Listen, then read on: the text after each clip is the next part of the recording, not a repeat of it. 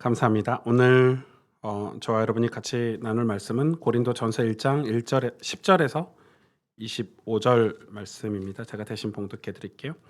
형제들아, 내가 우리 주 예수 그리스도의 이름으로 너희를 권하노니 모두가 같은 말을 하고 너희 가운데 분쟁이 없이 같은 마음과 같은 뜻으로 온전히 합하라. 내 형제들아, 글로의 집 편으로 너희에 대한 말이 내게 들리니 곧 너희 가운데 분쟁이 있다는 것이라. 내가 이것을 말하거니와 너희가 각각 이르되 나는 바울에게, 나는 아볼로에게, 나는 게바에게, 나는 그리스도에게 속한 자라 한다는 것이니 그리스도께서 어찌 나뉘었느냐? 바울이 너희를 위하여 십자가에 못 박혔으며 바울의 이름으로 너희가 세례를 받았느냐? 나는 그리스도와 가이오 외에는 너희 중 아무에게도 내가 세례를 베풀지 아니한 것을 감사하노니 이는 아무도 나의 이름으로 세례를 받았다 말하지 못하게 하려 함이라. 내가 또한 스데바나 집 사람에게 세례를 베풀었고 그 외에는 다른 누구에게 세례를 베풀는지 알지 못하노라. 그리스도께서 나를 보내심은 세례를 베풀게 하려 하심이 아니요 오직 복음을 전하게 하려 하심이로되 말의 지혜로 하지 아니함은 그리스도의 십자가가 헛되지 않게 하려 함이라. 십자가의 도가 멸망하는 자들에게는 미련한 것이요 구원을 받는 우리에게는 하나님의 능력이라 기록된 바, 내가 지혜 있는 자들의 지혜를 멸하고 총명한 자들의 총명을 폐하리라 하였으니, 지혜 있는 자가 어디 있느냐, 선비가 어디 있느냐, 이 세대 변론가가 어디 있느냐. 하나님께서 이 세상의 지혜를 미련하게 하신 것이 아니냐. 하나님의 지혜에 있어서는 이 세상이 자기 지혜로 하나님을 알지 못하므로 하나님께서 전도에 미련한 것으로 믿는 자들을 구원하시기를 기뻐하셨도다. 유대인은 표적을 구하고 헬라인은 지혜를 찾으나 우리는 십자가에 못 박힌 그리스도를 전하니 유대인에게는 거리끼는 것이요 이방인에게는 미련한 것이로되 오직 부르심을 받은 자들에게는 유대인이나 헬라인이나 그리스도는 하나님의 능력이요 하나님의 지혜니라. 하나님의 어리석음이 사람보다 지혜롭고 하나님의 약하심이 사람보다 강하니라. 아멘. 무엇을 상실했는가라는 제목으로 고린도전서 말씀을 같이 나누도록 하겠습니다. 1992년에 이렇게 쓰여진 책인데요. 호주의 저명한 그 고대 사학자인 에드윈 저지라는 사람은 이 고대 그 기독교 초기 기독교 신앙의 그 시대의 그 역사를 이렇게 많은 책자로 만들어낸 아주 기독교계에서는 아주 중요한 그런 이 고대 사학자고 또 귀한 분인데, 이분이 이 책을 썼어요. 이 1세기 기독교 공동체 구성이라는 책을 썼는데, 거기서 이 고린도전서가 막 쓰여졌을 때, 이 고린도전서가 이 바울을 통해서 편지가 전달됐을 때 그 고린도 교회 상황에 대해서 이렇게 밝히고 있는 거예요. 고린도 교회가 막 설립되고 이 고린도 전서를 받을 때는 그 교회 성도 수가 7, 80명밖에 되지 않았다는 거야. 우리는 막 성도가 엄청 많을 것 같고 고린도 교회가 엄청 클 것 같지만 7, 80명인데 지금 오늘 본문에는 그 적은 수가 4개의 파벌이 생긴 거죠. 바울파, 뭐 게바파, 아볼로파, 심지어 그리스도파 해가지고 분열을 하고 있다라고 지금. 그러니까 그 고린도 교회를 역사적으로 좀 살펴보면 그런 거예요. 그 적은 수가 분열되고 또 심지어는 그 적은 숫자끼리 성적으로 타락하고 그 성적인 문제들이 있었다는 거예요. 그래서 그 에드윈 저지는 고린도 교회 처음 모였던 그 성도들의 구성은 그 고린도 도시에서 최하층 계급이었을 거다라고 추측을 하는 거예요. 그러니까 이렇게 비하하는 게 아니고 그들의 구성원이 다 연약한 사람들이었을 거다 이렇게 얘기하는 거예요. 로마서 3장 9절에서 18절에 이렇게 말씀하고 있죠. 그러면 어떠하냐? 우리는 나으냐? 결코 아니라.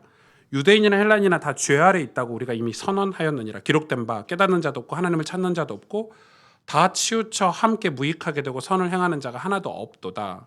그들의 목구멍은 열린 무덤이요 그 혀로는 속임을 일삼으며 그 입술에는 독사의 독이 있고 그 입에는 저주와 악독이 가득하고 그 발은 피 흘리는데 빠른지라. 파멸과 고생이 그 길에 있어 평강의 길을 알지 못하였고 18절에 그들의 눈앞에 하나님을 두려워함이 없느니라 함과 같으니라. 그 고린도 교회 성도들이 분열된 이유는 그들이 아직 성숙하지 못한 신앙인이었다. 그래서 이 예수님을 믿고 교회 구성을 이루었지만 아직 그리스도의 도에 대해서, 십자가의 도에 대해서 가르침을 받기 전인 상태이다라고 우리가 추측을 해볼 수 있겠죠. 역사적인 자료에 의하면 기독교가 처음 생겼을 때 초기 기독교는 이 기독교를 체계 종교라고 했다고 합니다. 체계 종교. 그러니까 가르치고 가르침을 받고 설복하고 교훈하는 그런 가르침의 종교였다고 하죠. 그래서 이 에드윈 저즈는 초기 기독교를 학문적 공동체라고 명명한 바가 있습니다. 그러니까 학문적인 공동체다. 가르침의 종교다라고 정의를 신학자들이 내리고 있는 거죠. 특히 그 시대가 그 정도로 가르치고 배우고 이게 기독교의 색깔이었다. 왜냐하면 그 당시는 이 로마 이 종교는 전부 다 신전을 만들고 형상을 만드는 그런 시대였기 때문에 이 기독교는 그런 게 전혀 없었다는 거예요. 뭔가 형상을 만들고 신전을 만들고 이게 아니라 모이면 가정에서 모이든 어디서 모이든 말씀을 가르치고 그리스도의 십자가의 도를 가르쳤고 그걸 배우려고 했기 때문에 그래서 그 당시에 이 기독교를 색깔을 이 학문적 공동체다라고 이렇게 보는 거죠. 그런 가르침은 기독교만의 특별한 어떤 도덕적 윤리적인 그런 가르침이 있었어요. 그럴 수밖에 없죠. 왜냐하면 이 가르침의 종교가 지닌 당연한 결과죠. 특히 가르침의 내용이 성경이었기 때문에 하나님 말씀이었기 때문에 다른 종교의 가르침과 근본적으로 차이가 있었다는 거예요. 그렇기 때문에 그들의 삶은 특별해졌죠. 처음부터 특별한 게 아니라 그 가르침으로 성숙해지고 도덕적이고 윤리적인 변화들이 그 시대의 많은 사람들의 자료에 의하면 그런 모습을 보았다는 거죠. 영적으로 내면적으로 변화가 일어난 거를 이방인들은 몰랐죠. 그러니까 자료에 보면 도덕적 윤리적 변화로만 보이는 거죠. 그런 결과들이 그 시절에 있었다고 자료를 확인하는 거예요. 이상규 교수님, 그 우리나라의 최고 교회사 권위자이신 이상규 교수님의 책인 초기 기독교 로마 사회라는 그런 책이 있는데 그 책에 보면 초기 기독교 신앙 공동체 안에서 그 가르침으로 인한 변화를 몇 가지 말씀하고 있어요. 그 특징을. 첫째는 황제를 숭배하지 않았대요. 모진 핍박을 견디고 또 경제적인 불이익과 사회로부터 지탄을 받더라도 황제를 절대 숭배하지 않았다는 거예요. 그게 이 가르침 때문이라는 거예요. 왜냐하면 그 시대의 문화는 다 황제를 숭배할 수밖에 없는 문화였는데 그 황제를 숭배하지 않았다는 것은 가르침 때문이었다는 거예요. 우리가 일제시대 때 예수 그리스도 외에 다른 신에게 절을 하면은 그건 우상 숭배다. 그건 하나님이 싫어하신다는 배움이 있어서 우리가 신사참배를 거부했던 것처럼 그 당시에 많은 크리스찬들이 모진 핍박 속에서도 황제를 숭배하지 않았다는 것은 배움이 있었기 때문이다. 그리고 두 번째는 선을 행했다는 거예요. 물론 그들이 복음을 전파하는 게 십자가 복음을 전하는 게 그들의 본질적인 목적이었지만 그들은 복음으로 인해 자신 스스로가 도덕적 윤리적으로 외형적 변화를 겪었다는 거예요. 그들의 삶이 상당한 영향력을 지녀서 대부분 그리스도인은 당시 사회에서 대단한 모범이 되었다라고 책에 기술하고 있어요. 대단한 모범이 됐다는 거예요. 그리고 세 번째, 그들이 그 초기 기독교의 특징을 얘기하는 거죠. 세 번째, 가정에서의 신앙 교육이 매우 활발했다. 사도와 교부로부터 배운 신앙을 자녀들에게 가르치는 일은 당시 기독교의 특별한 성령의 역사였다라고 기술을 하고 있어요. 이런 변화와 대단한 역사가 일어난 사람들은 여러분 어떤 사람들이었죠? 고린도전서 1장 오늘 26절에 보면 지혜 있는 자, 능한 자, 가문 좋은 자, 문벌 좋은 자가 많지 않고, 그러니까 초기 기독교 성도들의 구성원은 지혜 있는 자나 능력 있는 자나 가문 좋은 자나 문벌 좋은 자가 아니었다는 거죠. 물론 그런 사람들도 있었어요. 뭐 브리스길라 아굴라나 로마의 좋은 그런 공무원이나 실력 있는 사람이 교회 안에 있었지만 대다수 교회를 시작할 때는 다 그렇지 않았다는 거예요. 이게 신앙 예수 그리스도를 만나고 변화되지 않은 상태라는 의미도 있는 거지만 실제로도 그 에드윈 저지에 의하면 이 고린도의 최하층, 이 최고로 수준 낮은 사람들이 교회에 모여 있었다는 거. 그래서 그들이 맨날 싸우고 삶은 도덕적으로 엉망진창이라는 것을 지금 증명해 주고 있는 거죠. 그런데 하나님은 그런 약한 자들을 통해 강한 자를 부끄럽게 하시려는 하나님의 의도가 오늘 본문에 나와 있는 거고, 즉 그리스도의 십자가로 연약한 인간이 변화될 것이라는 하나님의 확실한 의도가 우리 기독교 신앙 안에 담겨져 있다는 것이죠. 그 변화의 중심, 그 중심에 뭐가 있냐?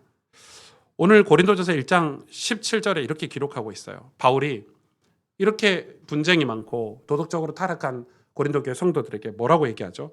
그리스도께서 나를 보내심은 세례를 베풀게 하려 하심이 아니요. 여러분 이거 굉장히 중요한 거예요. 세례를 베풀게 하심이 아니요. 오직 복음을 전하게 하려 하심이로되. 왜 지금 이 고린도 교회가 분쟁이 일어났냐면 세례 때문에 분쟁이 일어났거든요. 나는 게바에게 세례를 받을 거야. 나는 아볼로에게 세례를 받았어. 나는 바울에게 세례를 받았어. 나는 그리스도께 직접 세례를 받았어. 그러니까 이 수준 낮은 성도들이, 고린도 교회 성도들이 지금 이렇게 사분오열 분열된 이유가 세례인 거예요. 여러분 사실 되게 이 바울이 그거에 대해서 지금 반박을 하면서 이야기를 하고 있는 오늘 본문의 핵심은 이 세례거든요. 그래 바울은 얘기해요. 난 너희에게 세례를 베풀지 않았다. 나는 세례를 베푼 사람이 몇 명 되지 않는다. 난 누구에게 세례를 베풀었는지 기억도 나지 않는다. 난 너희에게 세례를 베풀지 않을 것이다. 왜냐하면 너희가 나에게 세례를 받았다고 하는 그런 신앙으로 살아갈까 봐 나는 너희에게 세례를 베풀지 않을 것이다. 난 너희에게 복음을 전하기를 원한다. 이거 굉장히 중요한 얘기인데, 이 말은 지금 이 고린도 교회 성도들이 무엇으로 분쟁하고 있는지 금방 알 수 있겠죠. 누구에게 세례를 받았느냐, 어떤 사도에게 세례를 받았느냐, 어떤 목사에게 세례를 받았느냐. 그래서 고린도 교회 사도 바울이 가르치고자 한 내용은 오직 복음을 전하는 것. 우리 인간이 변화될 수 있고 구원받을 수 있고 성숙해질 수 있고 거룩해질 수 있는 것은 복음밖에 없다. 즉 이 복음에 대해서 오늘 설명을 하고 있죠. 십자가의 도. 그런데 왜 성도들이 이 사실을 잘 받아들이지 못할까? 두 가지 이유가 있다고 판단이 됩니다. 첫째는 아볼로나 게바나 그 누구든지 지도자들이 모두 자기 중심적인 목회나 사역을 했기 때문에 그렇습니다. 세례를 베풀면서 넌 내 제자야. 넌 내가 세례를 베풀었어. 여러분 우리는 그런 거에 예민하거든요. 그걸 경계해야 됨에도 불구하고 그래서 목사는 그리스도의 대사로 그리스도의 종으로 사역을 해야 되는데 항상 자기 이름을 드러내고 자기 중심적인 사역을 하기 시작하면 아볼로파, 게바파, 바울파 이런 식으로 이 열매들이 나타나게 되는 거죠. 여러분 이건 굉장히 중요하죠. 저는 그래서 종교 개혁자들이 잘했지만 그런 거에 있어서는 굉장히 많은 실수를 했다고 생각해요. 내가 주장하는 교리가 아닌 다른 교리를 배척하고 죽이고 그 역사를 읽어보면 되게 재밌어요. 칼빈이 훌륭해요. 칼빈의 기독교 강요를 읽어보면 와, 이 나이에 이런 책을 썼다고 엄청난 내용들이 들어있거든요. 그런데 그 칼빈은 그 내용과 반대되는 사람을 다 숙청했어요. 그러니까 그거는 저는 옳지 않다고 생각해요. 물론 교리를 지키기 위해서 굉장히 애를 썼다는 건 이해는 하지만은 그냥 마치 이런 식으로 지도자들이 자기 중심적이거나 예수 그리스도의 대사로 종으로 사역을 하지 않는다면 자기 이름을 드러내고 사역을 한다면 이런 이 성도들은 연약한 성도들은 이런 파벌이 생길 수밖에 없겠죠. 성도들이 그렇게 분열된 것은 지도자들이 전한 복음이 하나님 말씀으로 전해진 게 아니기 때문에 바울은 그 사실을 지금 정확히 인식하고 파악했어요. 그래서 그리스도께서 나를 보내심은 오직 복음을 전하게 하려 함이로다라고 지금 얘기하는 거예요. 난 너희에게 세례를 베풀러 가지 않을 거야. 고린도 교회 성도들은 바울이 세례를 베풀어 주기를 원했겠죠. 그 당시에 가장 권위 있는 사역자고 가장 존경받는 사역자였던 바울. 그 바울에게 세례를 받으면 얼마나 기분이 좋을까요? 그러나 바울은 그것이 너희를 구원하지 않고 그것이 너희 삶을 변화시키지 않는다는 걸 지금 얘기하고 있는 거예요. 그래서 바울이 좋은 지도자예요. 하나님의 말씀을 대언하는 교역자들이나 사역자들이 항상 주의해야 될 것은 그리스도께서 나를 보내셨다는 사실입니다. 바울은 이야기하고 있죠. 내가 너에게 간다면은 그리스도께서 나를 너에게 보낸 거야. 항상 그리스도를 드러내고 그리스도가 주체가 된 사역을 했던 거죠. 즉 내가 드러나기 시작하면 말씀은 제한적일 수밖에 없습니다. 목회자 자신이 드러나기 시작하면 하나님 말씀은 제한적이고, 목회자들이 성도들과 어떤 관계가 형성이 돼 있다면 그 관계 때문에 이 말씀은 제한적일 수밖에 없겠죠. 제한적이라는 표현을 아시겠죠? 심판에 대해서 온전히 말할 수 없고, 거룩에 대해서 온전히 말할 수 없고, 책망할 수 없고, 권고할 수 없고, 그렇게 되겠죠. 그래서 성직자, 교육자들은 그런 부분에 굉장히 이 끊임없는 노력들을 해야 된다고 저는 얘기하고 싶습니다. 그 말씀을 전할 수 있는 그릇으로, 또 하나는 이 지도자들이 그릇으로 준비가 돼야 됩니다. 즉 교육자들이나 이 지도자들이 그 그리스도의 복음을 전하는 삶을 먼저 살아내지 않는다면 그 말씀은 성도들에게 전달되기도 전에 이미 그 판단력이 흐려지게 되겠죠. 그래서 말씀을 가르치는 사역자는 항상 삶이 뒷받침돼야 됩니다. 조나단 에드워드 목사님은 이렇게 말했습니다. 자기가 체험하고 경험하지 않는 걸 전하는 목회자는 싹군 목사다. 자기가 경험하지 않고 자기가 공부해서 깨달음이 없이 전하는 목회자 때문에 교회는 위기를 겪을 것이다. 그래서 목회자는 끊임없이 공부를 해야 되고 끊임없이 가르침을 받아야 될 것이다. 이건 지나가는 얘기인데, 어떤 분이 저한테 목사, 너무 설교 준비하는데 시간을 많이 투자하는 거 아니야? 좀 설렁설렁해. 왜 목사는 FM으로 하는 거야? 저는 되게 그 말 자체가 너무 충격이잖아요. 아니 목사가 설교를 FM으로 해야지 그러면은 그게 목사가 목사한테 조언해 줄 얘기예요? 네. 목사는 피곤하게 살아야 돼요. 제가 그렇게 설교하지 못했던 지난날의 설교를 얼마나 회개하는지 몰라요. 한마디를 하더라도 다 자료를 찾아서 검증하고 확인하고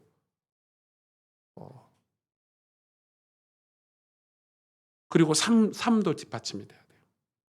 그 삶을 먼저 살아내려고. 물론 완벽하게 목사가 말씀대로 살 수 없다고 생각해요. 연약하니까 목사도.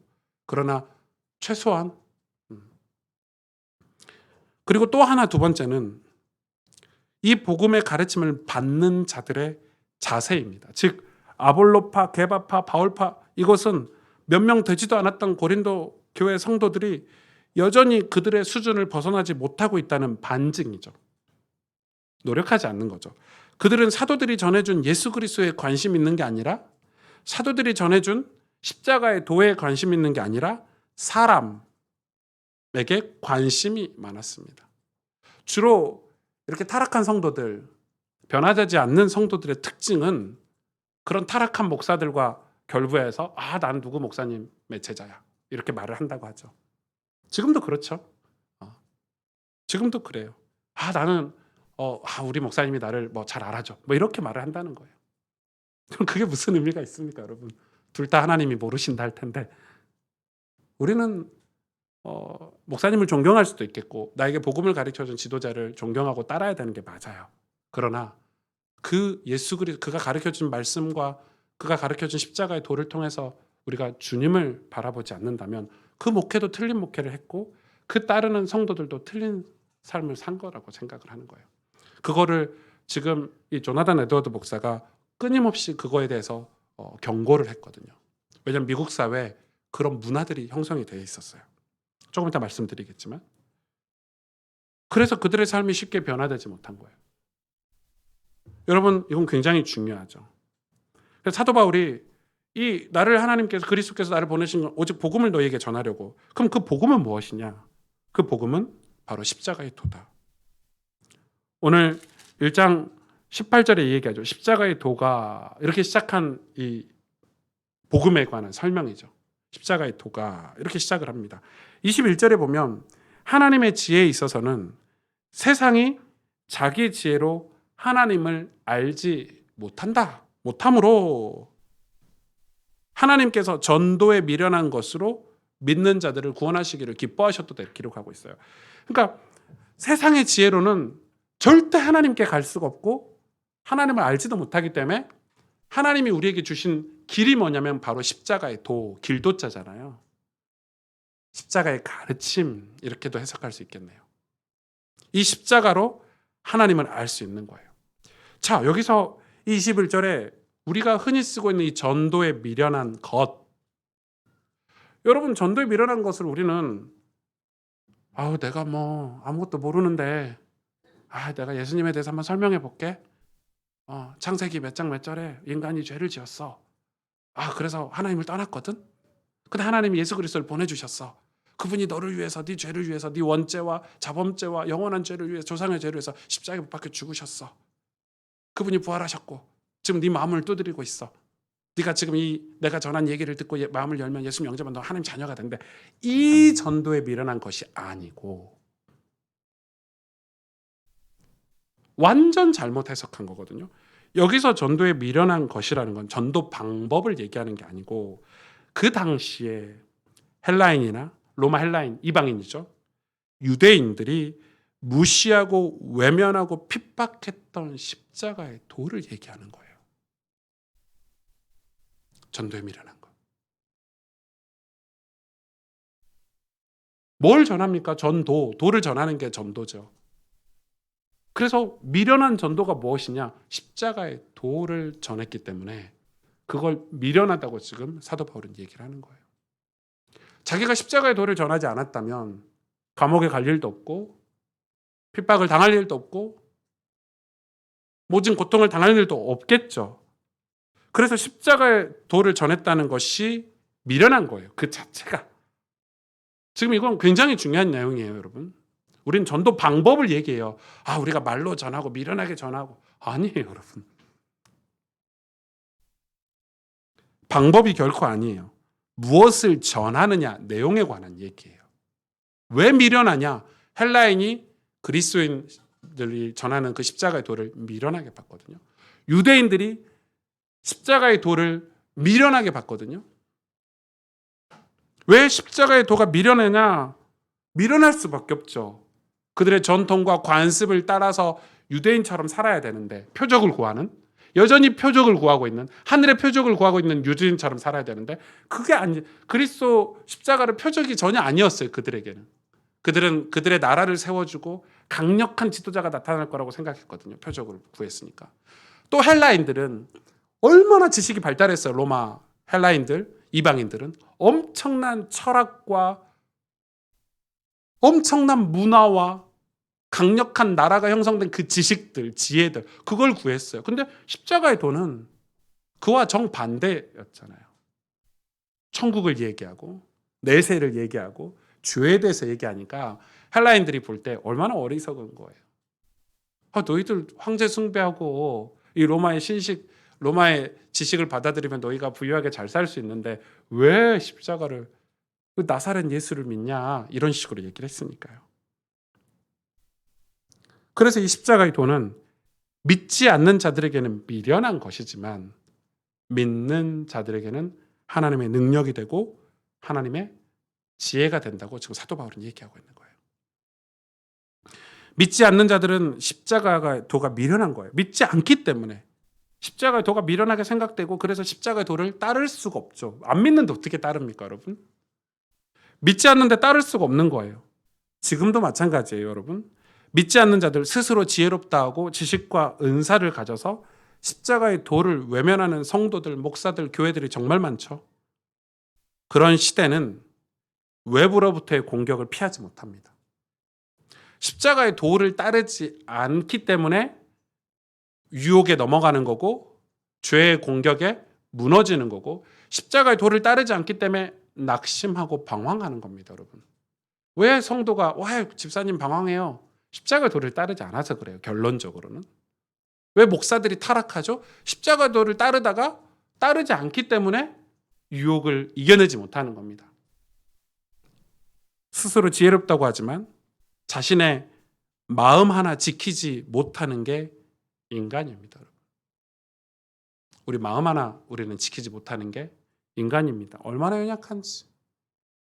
우리 마음속에 오는 이 생각 하나도 컨트롤하지 못하는 게 우리 인간이죠. 이 마음에 관해서 제가 이번 주 금요 예배 때 설교를 했습니다. 참고해 보세요. 너무 중요한 얘기를 했어요. 로마서 3장 23절 24절에 모든 사람이 죄를 범하였음에 하나님의 영광에 이르지 못하더니 그리스도 예수 안에 있는 속량으로 말미암아 하나님의 은혜로 값없이 의롭다 하심을 얻은 자가 되었느니라. 모든 사람이 죄를 범했어요. 하나님의 영광에 이르지 못해요. 우리는 우리끼리 의롭다, 뭐 깨끗하다 얘기하지만은 하나님 보실 때는 우리가 다 죄인인 거예요. 하나님의 영광에 이르지 못하는 거예요. 그래서 사도 바울이 얘기하는 오늘 본문의 얘기는 끊임없이 십자가의 도를 우리가 배워야 된다는 거예요. 장로님, 권사님이 되어서도 아직 신앙의 나이는 초등학생인 분들이 많아요. 아니면 어쩌면 초등학교 이전에 다녔던 유치원, 놀이학교라고 하죠. 놀이학교에 다니는 분들도 많아요. 그게 잘못된 건 아니에요. 그러나 놀이학교를 10살, 20살, 30살 때까지 다닐 수는 없잖아요. 만약에 우리 담비가 좀 대학교 졸업해서 직장 생활하고 있는 우리 반주자 담비가 유치원을 다닌다고 생각해 보세요. 한빈이하고 같이 가방 메고 예쁜 모자 쓰고 친구처럼. 그럼 그거는 좀 이상하죠. 예. 병원에 가봐야 된다든지 상담을 받아봐야 된다든지 뭔가 문제가 있는 거잖아요. 근데 신앙은 그런 문제 제기를 하지 않는 거예요. 이상하죠. 육신적으로는 그런 성장, 성숙 이런 걸 굉장히 강조하면서 신앙에서는 그런 거를 점검하려고 하지 않아요. 그걸 점검하는 거를 성도들이 되게 기분 나빠해요. 그게 타락한 기독교의 모습이라고 얘기하는 거예요. 조나단 에드워드 목사님은 그 시대의 미국 교회가 얼마나 타락했는지에 대해서 점검하는 체크리스트가 있었더라고요. 그 중에 하나예요. 교회를 놀이학교 다니듯이 오시는 분들이 계시죠. 특히 신앙에 있어서 진지하지 못한 분들. 여러분, 신앙이 진지하지 않으면 도대체 뭘 진지하게 우리 인생을 살아갈 수 있을까요? 뭘 그리 심각하게 설교하냐고 얘기하는 분들도 계십니다. 그러면은 설교를 올바르게 바르게 성경에 있는 내용을 진지하게 전달하지 않으면 도대체 제가 코미디언이 되기를 원하십니까, 여러분? 조크나 하고 세상 농담이나 하고 음담패설이나 하는 그런 목사를 좋아하실 겁니까, 여러분? 그게 교회 모습입니까?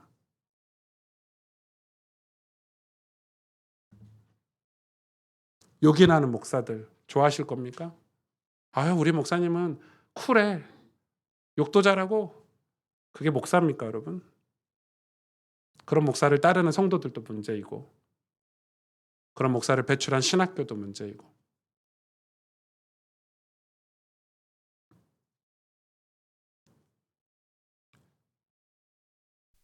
그래서 어, 우리 장례식 때 전국에서 만나보자 이런 찬송 부르잖아요. 네, 거의 못 만납니다. 여러분, 지난주에 우리 클로리 예배 때 영화를 봤죠. 이 다큐멘터리죠. 교회 오빠라는. 여러분 꼭 봐보세요. 그 결정적인 장면에 남편이 죽기 전에 그 부인과 했던 대화를 여러분 아시죠? 오빠, 우리 천국에서 만나자. 거기서 그 다큐멘터리는 끝난 거예요. 하이라이트. 진짜 믿은 거죠, 천국을. 우리 천국에서 만나자. 우리 그 신앙이 있습니까? 천국에서 만나자 신앙이 있습니까? 왜냐하면 믿지 않기 때문에. 왜 믿지 않습니까? 가르침을 받지 않았어요. 가르침을 따르지 않고 가르침을 받지 않았기 때문에 믿을 게 없는 거예요. 여러분, 우리는 성경으로 부지런히 십자가의 도를 배워야 합니다. 배우지 않으면 신앙은 잘할 수가 없고 오히려 퇴보하게 됩니다. 신앙에 있어서만큼 결코 자만해서는 안 됩니다.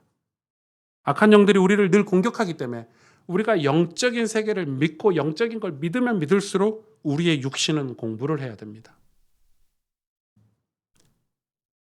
우리가 신앙에 있어서 배우지 않으면 대부분 실제를 모르면서 아는 것 같은 착각 속에서 신앙인이라고 자기 스스로를 생각합니다. 이 시대 많은 크리스찬들이 자기가 예수님 믿고 신앙인이고 장로고 권사고 얘기하지만 막상 신앙의 성경의 가르침을 따르지 않고 있는 분들이 너무 많죠. 그래서 현재 지금 가르침을 받지 않으면 대부분 신앙은 거짓이라고, 신앙생활을 하지 않는 거라고 봐야 합니다. 여러분, 우리 어린 자녀들이 나이가 들면 아이들을 교육이라는 걸 하죠. 학교에 보내고 학교만 갑니까? 예습하고 복습하고 또 부족한 건 보충을 시켜주잖아요. 초기 기독교 신앙인들은 그 어떤 세상의 학문보다 성경의 가르침을 귀히 여겼습니다. 예수 그리스도의 십자가의 도를 따르기 위해서. 그러면 인생은 확실하게 변화되죠. 하나님께 쓰임받는다고 확신을 가지고 그 십자가의 도를 가르치고 배우기를 원했습니다. 지금은요. 제가 신약성경 설교를 하면서 제 설교가 10분 정도 줄어서 좋아하시는 성도님들이 계시다고 하더라고요. 네. 저는 속상해요. 네. 좋은 게 아니에요, 여러분. 우리는 배움을 소홀히 여기면 안 돼요. 여러분, 자녀들이 학교 가서 공부 안 하고 엄마 아빠가 열심히 아끼고 돈 쪼개가지고 학원 보내주고 이렇게 해줬는데 아이들이 그 배움을 제대로 안 하면 우리 속상하잖아요. 애들이 배워서 훌륭한 사람이 되기를 원하는데 그건 세상적으로 말이에요. 부모님들이 얼마나 먹지 않고 자기에게 투자하지 않고 아이들에게 투자를 많이 합니까? 우리 한국 부모님 더 하죠. 더 심하게 자녀를 사랑하는 마음이 더 많은데, 교육열이 강한데. 희한하죠. 신앙은 왜 그렇게 하지 않을까요, 우리가? 그래서 그들은 모일 때마다 성경을 함께 읽고 배우기를 힘썼고, 그 유대 문화 중에 하나예요. 그리고 유대인들은 회당 시나고게가 있지만 또 그들이 2가정, 3가정만 되면 자기 지역에 이 라치 같은 걸 만들어가지고, 뭐예요, 거기에 성경을 비치해놓고 모세오경을 비치해놓고 또 자기들이 이 돈을 모아서 랍비들 사례를 주고 성경을 가르칠 수 있는 지도자를 거기 세워놓고 점심시간이든 뭐 저녁시간이든 가서 성경을 읽고 기도하는 걸 게을리하지 않죠. 여러분, 제가 작년에 강의했던 것 같은데 유대인 문화 중에 진짜 특이한 게 있잖아요. 아빠가 결혼해서 자녀를 낳으면 아빠가 자녀들에게 성경을 가르치죠. 그걸 위해서 뭘 해준다고요? 유대 전통 중에 하나가 결혼하면 모든 유대인 직장 문화 속의 사회 속에서 1년간 휴가를 주죠, 아빠에게. 결혼하면 1년간 직장을 쉬어요. 아빠들이 뭐 하냐? 그 1년 동안 성경 가르치는 집 안에서의 권위자로서 성경을 배우는 교육을 받으러 가요. 그래서 그때는 엄마들이 일도 하고 이 지역 사람들이 그 가정을 돕기도 하고 아이들을 먹여 돕기도 하는 거, 그런 문화가 있어요. 그래서 이 아빠가 성경을 자녀들에게 가르치기 위해서 결혼하면 1년간 교육을 받게 돼 있어요. 여러분, 유대인들이 그냥 그런 문화들이 이 초기 기독교 예수님을 믿고서도 그대로 형성이 되고 있는 거죠.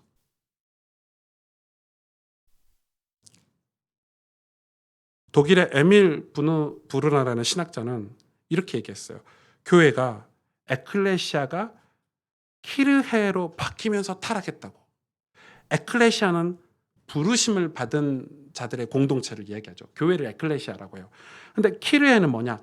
예배당, 교파를 가르치는 독일어예요. 키르헤. 교회가 예배당, 교파가 되면서 타락했다는 거예요. 그러니까 부르심을 받은 자들의 공동체가 아닌 예배당, 교파가 되면서 타락했다. 다시 말해, 그리스도의 몸이 비록 우리 이 제국에, 이 로마 제국에 살고 있지만 정신적으로 제국을 떠난 나그네로 살아야 되는데 그렇지 못하면서 타락했다는 거예요. 그래서 에밀 브루너는 신앙 공동체의 중요성을 매우 강조했어요. 신앙 공동체는 예배당이나 교파가 아니라 하나님의 말씀으로 끊임없이 십자가의 도를 배우는 것이라고 정의를 내렸어요. 그 정의로 이 세상에서 우리의 정체성을 잃지 않아야 한다라고 얘기를 했어요. 우리의 정체성, 신앙 공동체에서 하나님 말씀으로 십자가의 도를 배우고 따르는 게 우리의 정체성이잖아요. 그걸 머리로는 알고 있는데 배우지 않아서 실제로 내 삶에 적용이 안 되는 거죠.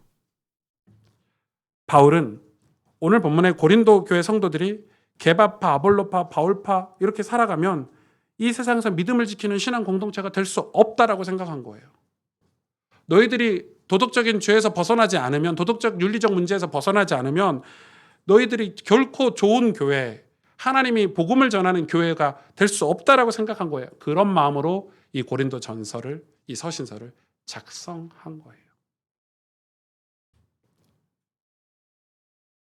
고린도서 1장 22절에서 보면은 유대인은 표적을 구하고 헬라인은 지혜를 찾으나 우리는 십자가 못 박힌 그리스도를 전하니 유대인에게는 거리끼는 것이요 이방인에게는 미련한 것이로되. 24절 오직 부르심을 받은 자들에게는 유대인이나 헬라인이나 그리스도는 하나님의 능력이요 하나님의 지혜니라. 25절 하나님의 어리석음이 사람보다 지혜롭고 하나님의 약하심이 사람보다 강하니라. 십자가 못 박힌 그리스도는 표적을 찾는 유대인에게는 거리끼는 것이었어요. 메시아가 아니라고 생각했어요. 그게 거리꼈죠. 그러니까 십자가에 못 박혔죠. 못 박았죠. 지혜, 세상 지혜를 찾고 세상 지식을 찾는 그 로마의 문화, 헬라 문화, 철학 이런 것들은 이 미련한 거였어요. 십자가의 도가. 그러나 부르심을 받은 자들에게는 유대인이나 이방인이나 똑같죠. 모두 하나님의 능력이고 하나님 지혜였어요. 뭐가요? 십자가의 도가. 하나님 능력이고 하나님 지혜였어요. 누구에게요? 부르심을 받은 자들에게. 그래서 그 당시 기독교, 그 초기 기독교의 교회의 모습을 제가 고린도 전서를 통해서 여러분에게 많이 보여드릴 건데, 그들은 이 주일날, 우리 오늘날 주일날 모이면 형식이 없었죠. 아침을 먹고 하루 종일 이 사도들의 설교를 들었어요. 지금처럼, 근데 그때와 지금은 달라요. 지금 우리가 매주 모일 수 있고 금요일도 모일 수 있기 때문에. 그러나 그때는 사도들이 한 번 오면 또 언제 올지를 몰라. 이해가 가시죠?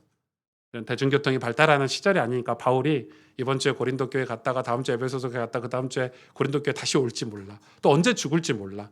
그래서 한 번 가면 40일씩, 한 달씩 이 말씀을 풀어서 성도들에게 가르쳤죠.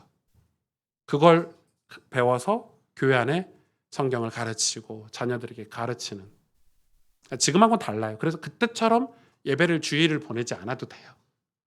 뭐 어떤 분들은 우리도 1세기 기독교처럼 주일날 보내야 돼 하고 막 설교를 하루 종일 하시는 분들도 계시는데 그렇게 하지 않아도 돼요. 저는 로마를 향해서 가고 있지 않아요. 제 육신은. 저는 1차, 2차, 3차 전도 여행을 하는 사람이 아니고 가스펠 교회를 섬기는 목사이기 때문에 그렇게 하지는 않아도 되지만, 그러나 그들의 그런 말씀에 대한 사모함들이라든지 또 그 말씀을 하나라도 성도들에게 먹이려고 하는 그 사도들의 마음은 우리가 배워야 되겠죠. 지금 우리가 상실하고 있는 것은, 우리가 뭘 잃어버리고 있냐, 상실했냐, 그건 사실은 우리가 지금 상실은 낙심이잖아요. 좌절, 낙심. 뭐 상실의 시대라는 책도 있는데 우리가 뭘 상실했을까요? 사실은 세상 것으로 상실을 많이 했을 거예요. 헬라인들이 지혜를 찾는데 십자가의 도를 탁 만나고 상실하는 거예요. 여기도 우리를 부유하게 해주는 게 아니구나. 또 유대인들도 강력한 지도자 메시아가 올 줄 알았는데 연약한 예수 그리스도. 패션 오브 크라이스트에 보면 예수 그리스도가 너무 연약하게 나오잖아요. 상실하는 거죠. 우린 지금 뭘 잃어버렸을까? 상실했을까? 우리가 부르심을 받은 자들이라면 이 상실은 반대가 되겠죠. 예수 그리스도 십자가의 도는 우리에게 능력이 되고 우리에게 은혜가 되겠죠. 저는 오늘 이 말씀을 통해서 우리가 상실한 걸 다시 회복해야 된다고 생각합니다. 여러분, 십자가의 도를 믿으십니까? 십자가의 도의 가르침을 받고 계시고 십자가의 도를 따르고 계십니까? 미국의 경건주의 운동을 이끌었던 조나단 에드워드 목사님은 엄청난 지성과 교리를 가진 신학자, 그리고 칼빈주의자였죠. 전형적인 칼빈주의자였어요. 그리고 퓨리탄의 영향을 받은 청교도의 사상을 가진 사람이었어요. 그런데 그가 교리를 굉장히 중요하게 여겼지만, 그러나 칼빈처럼 이 칼빈은 구원에 대해서 이렇게 조건을 걸었거든요. 예수님을 영접하고 일정한 교리 교육을 받고 세례를 받으면 구원받는다. 이런 식으로 칼빈은 이 구원을 이렇게 교리화해 버렸어요. 근데 여러분 그렇게 한다고 해서 구원이라는 게 받나요? 그래서 강제적으로 예수님 영접하고 일정한 교육을 받고 뭐 새가족 교육이나 뭐 이런 교리 교육을 받고 그리고 세례를 받으면 교회를 다니는 종교인은 될 수 있지만 성령 세례는 그거하고 다르잖아요. 근데 칼빈의 그 내용을 조나단 에드워 목사님이 엄청나게 반박했죠. 엄청 반박했어요. 저도 반박할 게 많아요. 그래서 뭘 받았냐? 그런 형식에서 벗어나고자 애썼어요. 그래서 그는 사람들이 죄에 대해서 죄책감이라든지 죄에 대한 어떤 죄송한 마음들, 죄가 싫은 그런 마음들이 그 사람, 하나님이 그 사람을 구원하시려는 징조라고 얘기했어요. 양심을 얘기한 거예요.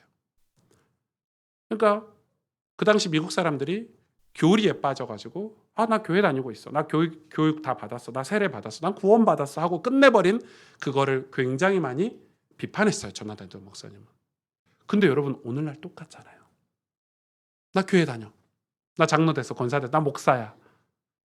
나 훈련 받았어. 나 하나님 자녀야. 이런 식이잖아요. 근데 에드워드 목사님, 너희가 지금도 죄를 짓고 있다면, 너희가 지금 죄에 대해서 양심의 가책을, 신앙의 양심의 가책을 느끼지 못하고 있다면 아직 구원받지 못한 거라고 얘기하는 거예요. 실제를 다룬 거죠. 즉 우리 마음이 어떤 마음인가? 뜨거웠던 청교도들의 신앙이 식어버린 것은 아이러니하게 교회의 시스템이 생기고 신학 교리가 발전하고 그럴 때였다는 거예요. 그게 필요 없다는 게 아니고 사랑이 식어버렸어요. 정죄하기 바빴고 서로 따지기 바빴어요. 논리적으로. 그런 시절의 자녀들은 세상에 다 뺏겼다는 거예요. 도덕적 윤리적 타락이 표면 위로 올라왔고 그거에 대해서 조나단 에드워드 목사님은 외쳤어요. 우리가 지금 은혜를 받고 있습니까? 그는 평생을 경건하게 살았던 목회자였어요. 스스로 엄격하게. 그러나 그의 마음은 따뜻했고 사랑이 넘쳤어요. 그의 경건의 이유는 십자가였어요. 십자가의 예수 그리스도를 바라보고 의지하는데 힘을 쏟았거든요. 힘을 쏟았어요. 지금 우리의 신앙은 어떻습니까? 내 신앙의 나이는 몇 살입니까? 1살입니까? 2살입니까? 5살입니까? 초등학생입니까? 예, 역설적이지만 오늘 설교가 그렇다면 우리가 고린도 교회 성도의 모습이라면 희망과 소망이 있다고 생각합니다. 우리 교회가 개척한 지 지금 9년 차인데 고린도 교회하고 비슷하지 않을까요? 배울 수 있다면, 가르침을 받을 수 있다면 우리도 고린도 교회처럼 변화를 겪을 수 있고 고린도 교회가 하나님 앞에 쓰임받았던 것처럼 우리도 쓰임받을 수 있다라는 희망과 소망의 메시지가 이 고린도 전서에 담겨 있다는 것입니다. 여러분 그래서 우리는 가르침에 대해서 갈급해야 됩니다. 뭐에 대해서요? 십자가의 도에 대해서, 예수 그리스도에 대해서 갈급한 마음으로 가르침을 받으려고 애써야 되고 우리가 죄에서 벗어나기 위해서 우리 삶을 무너뜨리고 우리 마음을 상실하게 만드는 죄에 대해서 우리는 경계하고 거기서 멀어지기 위해서 더욱 예수 그리스도를 가까이 하는 신앙생활을 우리가 회복해야 됩니다. 부르심을 받은 자들은 하나님을 향하여 항상 뭐가 있냐면 갈급함이 있다고 합니다. 상한 영혼을 주님께 향하여 갈급함으로 나아간다고 고백하고 있죠. 여러분 우리의 예수의 십자가로만 우리는 죄로부터 안전할 수 있고 우리가 그 은혜로만 우리가 이 땅에서 이 나그네로 믿음을 지키며 살아갈 수 있다는 사실을 우리는 기억해야 합니다. 같이 기도하겠습니다.